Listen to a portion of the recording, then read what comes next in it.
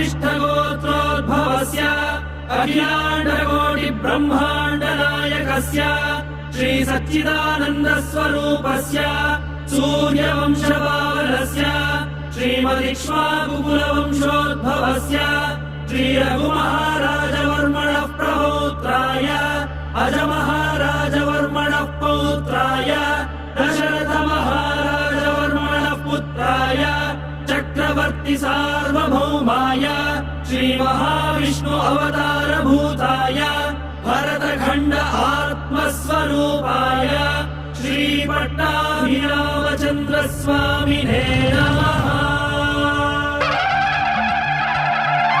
विराजमान है